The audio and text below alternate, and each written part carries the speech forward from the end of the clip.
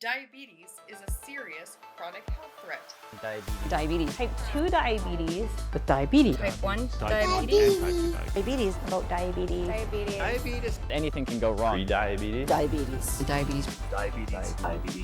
It's amazing how much everything affects your blood sugar.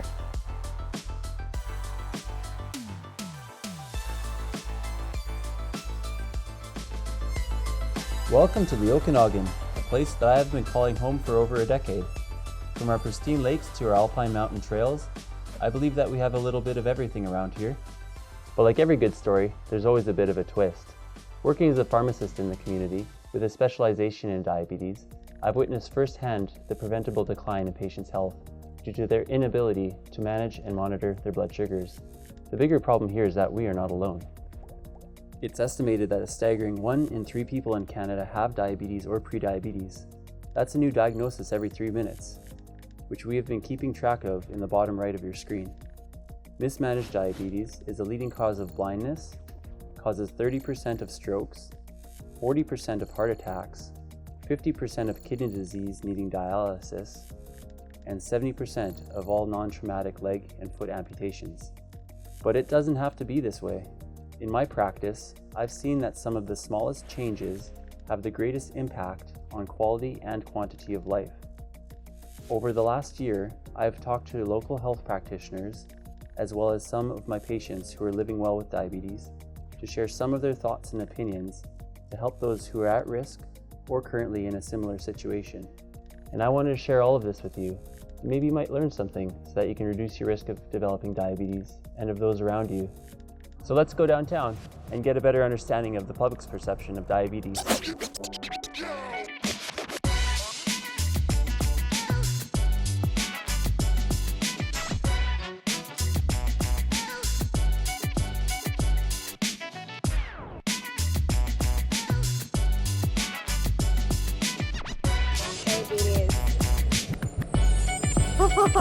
That's a hard one. My mom had, she's passed on, and my son-in-law have diabetes. They come in all different sizes and shape. I immediately think of people who have to give injections. I was a school teacher for many, many years. When I first started teaching, I didn't see a lot of overweight kids. It's bad for your feet. Like I think if you're elderly, you're going to have foot problems that can lead to really dangerous things. Average person, just with like a unknown health condition. When they get low on their sugar, they get kind of cranky, right? They get kind of a little bit cranky, a little bit hangry. Diabetes isn't particular. It'll take anybody. Anyone's a candidate sort of thing, right? And I also think that diabetes in an older person, you're going to end up dying. I think just someone that's trying to maintain their body and try to figure out a cure for this, disease that they have. When they're little, they think they're superstars. Yeah, they get in front of the class and they're so proud to talk about it and they're proud to show off their stuff. They lift up their shirt, show off all their devices. They think it's great, right? And they're so happy to see, me, I come to the school and I get great big hugs. And yeah, they totally think they're superstars. They all have their own individual nurse. This is my special nurse. She only comes to see me. And then as they get older, they want it to go away. Yeah, and they hate it. And they don't want to do it. And they just want it to be secondary to life. A lot of people come to me with sometimes foot issues, with neuropathies, with vision trouble. So with physios, we can design programs for people to help manage those blood sugars to minimize the effects of all these comorbidities. If you have a patient that's coming in with a stroke or a heart attack, you want to find out risk factors, what kind of led to them having a heart attack or a stroke. So often enough in turn, then we find out that they are diabetic in that way. Or often if you have somebody that's coming in, interestingly enough, recently had a case where we had somebody coming in with nausea and vomiting and it ended up being that they were in diabetic ketoacidosis, DKA. So that was a new diagnosis that was causing their nausea and vomiting. I thought I was asking a trick question with that last one, but I think the people on the street actually answered that really well. Diabetes can be anybody. It could be a family member, a friend. It takes a lot of different shapes and sizes. And in my practice, I find that there's no one-size-fits-all approach. And honestly, in a lot of cases, no medication is actually the best medication. But unfortunately, sometimes lifestyle interventions only can go so far. So in which case, that's where we use medications to kind of cover that balance, to kind of help them meet their targets and improve their health. Half of the population that has diabetes actually don't know that they have diabetes. And seeing how type 2 consists of 90% of all diabetes cases, that's a lot of people who go undetected. So we run into problems in the future where you actually have this long-standing undiagnosed diabetes happening. That's when the discovery is made that the blood sugars have been above target for quite a while. I mean, we can have people coming into the pharmacy with symptoms of stroke, heart attack, which we'd absolutely refer out to the hospital. And sure enough, they come back with a prescription that would keep their blood sugars under control.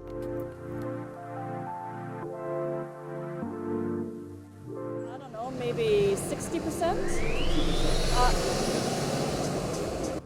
If I had to take a wild guess, because I see so many people who are not fit, with all due respect, maybe 40, 45, I don't know, is that low? I would say not more than, I would hazard a guess at not more than 15 to 20%. I have a feeling that maybe younger people might be meeting them, but I have a feeling that there's probably a lot of older people, like, 65 up, that are not. Say like 5%. What? 13? OMG. Only 13% are meeting the requirements. You know what? I can never kind of figure that one out. That I don't know. So type 1, is that where you rely on insulin? And type 2, you don't need as much insulin? Yeah, I have no idea what it is. I think one is more serious than the other, but I don't know. I don't know what the answer is. One takes needles and the other one doesn't. That's basically the understanding I have of it. I think the one is, if I was to guess, the type 1 would be something that you could manage through diet, and the type 2 is probably something that has to have insulin. So type 1 is that your body's immune system is attacking your body. And so your body isn't producing insulin. And so often type 1 diabetics are diagnosed when they're younger, when they're either children or teens. You can get later, like young adults, I would say, that get diagnosed with diabetes for whatever reason, but it mostly is a diagnosis that's made earlier in life than later. And there's nothing that they've done to cause it. Parents haven't done anything wrong. The kids haven't done anything wrong. It's a mystery. I always tell the little kids, maybe they can grow up to be scientists and figure it out one day, because we just don't know. Yeah. Type 2 is sometimes genetic, sometimes it's just bad luck, but often it's caused by lifestyle, right? Just being too sedentary and not eating very healthy foods. And so you actually damage your own pancreas. You actually kill off your own cells that make the insulin. Your body's become resistant to insulin.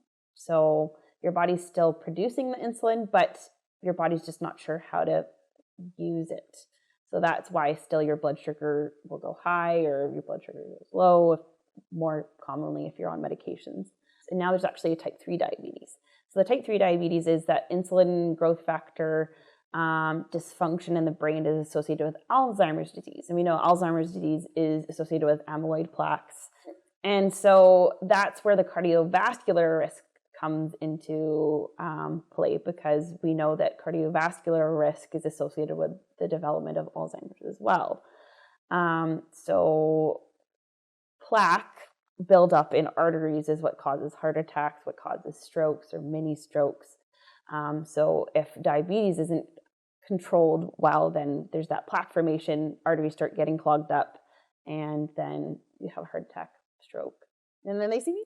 Even though type 1 and type 2 diabetes share a name and they seem like very similar things, which they do have very similar targets for blood sugars and cardiovascular targets, and some of the same symptoms, basically just due to the excess blood sugar that your body's trying to flush out, leading to some of that urination and thirst. They're actually quite different conditions. With the type 2s, we actually see a little bit more of the other problems happening first, the heart attacks, strokes, that kind of thing.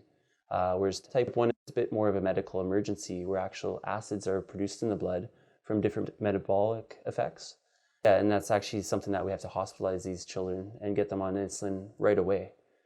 So understanding the signs and knowing what to kind of watch out for yourself, maybe some family members that think it might be due to some other causes, is really important for early detection, because with early detection comes early intervention. And with that early intervention, we can kind of ward off some of these other complications that come with diabetes. I don't like to go to the really yucky side of things, but it's my understanding that you can lose limbs. You would suddenly get dizzy, like if you haven't eaten, you'd get dizzy. Getting spacey, like maybe not remembering a little portion of your day. Maybe like fatigue would be one, change of appetite, maybe like cravings. Total lack of energy. And you can lose your eyesight. Like I feel like you would crave like a lot of sugars because your body's not processing the sugars or not able to make the sugars. I'm not too sure whether you would actually pass out. I guess you could if it was severe enough. More than anything, cravings for different food. And yucky stuff like that. Maybe like swelling, like in your like feet. This was before, and swings in mood. Like we used to think, oh my God, like you never knew who you were going to see, Jekyll or Hyde sort of thing with my mother-in-law. But I would think, you know that feeling you get when you get shaky? I would think that might be a symptom. Maybe like headaches and that kind of stuff. Yeah. And as it turned out, once she got on a program and got her insulin regulated and set up, totally different person, like radically different person. There wasn't the mood swings and all the rest of that. And it was low blood sugar, basically. So yeah, some kind of, I guess, warning signs that you might be diabetic are if you are constantly thirsty, if you're peeing more often, if you're having infections that aren't healing as well, typically cuts that are taking longer to heal. Being quite tired is kind of one of the other reasons you might be diabetic. And if you're noticing anything that you are concerned about, going and following up with your family doctor. Family doctors are hard to come by nowadays too, so going to a walk-in clinic if you don't have a family doctor, and sometimes coming to Emerge if you're not feeling well. Like, not necessarily like prevented, but it could be like monitored. Can be prevented.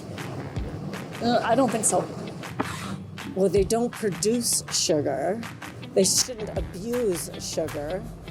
Oh, absolutely, yeah. Changing your diet would definitely help, without a doubt. You could have maybe like less symptoms over time, maybe. I'm the guilty one. You having tea? Well, scoop in about 4 or 5. So my wife finally said, that's it. The White Death is out of the house. Get out. I don't know if reducing sugar will or will not. I'm not sure about that point. Yeah, like if you were to like monitor your like sugar intake and like your high cholesterol foods, I'm sure, you could keep tabs on it. So now coffee is really bland, but it's good because it's cut me back to 1 cup of coffee a day. Whereas it used to be like, I'll have another coffee and that's my 12th.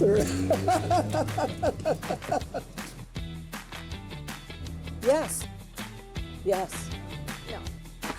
No. Which is sad, but it doesn't. No, absolutely not. Yes, it does. I know people who've been cured of diabetes. I would say false. Yeah, no cure, unfortunately. You can improve your quality of life, but you can't cure it. Not at this time. Hopefully, in maybe like 10 years, our medicine will be, improved.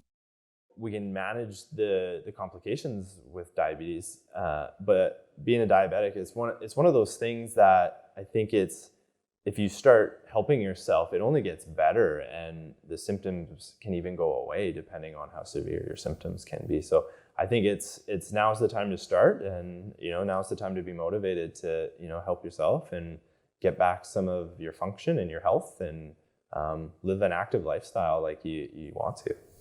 People with diabetes, they don't actually pass away or die from the diabetes itself. It's the comorbidities that come with it, such as cardiovascular disease. So with physical activity, it's really good to help manage not only the blood sugar levels, but it also helps to decrease the amount of fats and cholesterols in your blood, which we know can increase the walls of the blood vessels, making it narrower and causing the blood pressure to increase. So it actually can lower your blood pressures. It also helps to keep that pump strong, that heart strong. When we're asking about whether or not diabetes can be prevented, it's honestly a little bit of a loaded question. You see, people with type 1 diabetes don't have a choice in the matter. However, for the rest of us, we're all on a bit of a rate of decline as we age. We're healthier when we're young, and as we age, we get less healthy. And that's inherent to all of us. We all have an individualized rate of that decline. And every bad choice that we make in life contributes to that rate of decline getting worse. However, when we reverse that and we actually make healthy choices, we can kind of shift that balance back and become a little bit flatter, prolonging the time that we actually get diagnosed with diabetes. But that's really only the beginning of this whole complexity of the situation. You see, we're always concerned about the things that cause the most problems in the end. And as we've discussed, the blood sugars, of course they cause problems, but it's more the cardiovascular aspect of diabetes that makes the biggest difference. So even though the diagnosis can't always be prevented, some of the things that come along with diabetes, with the complications, can. So doing something is better than doing nothing at all. Of course, even doing 5 minutes a day of exercise is better than sitting on a couch and eating potato chips. So these kind of things can factor into living an active lifestyle and help to rebalance things out. Due to its prevalence and complexity, a lot of research is being put into diabetes. However, we still don't have a cure. Once a diagnosis is made, that's a diagnosis for life. But there are things that we can do to prevent the risk of developing further complications and stop diabetes in its tracks. So whether you have type 1 diabetes, type 2, gestational diabetes, pre-diabetes, or no diabetes at all, a lot of the things that we'll be discussing here is applicable to pretty much everybody.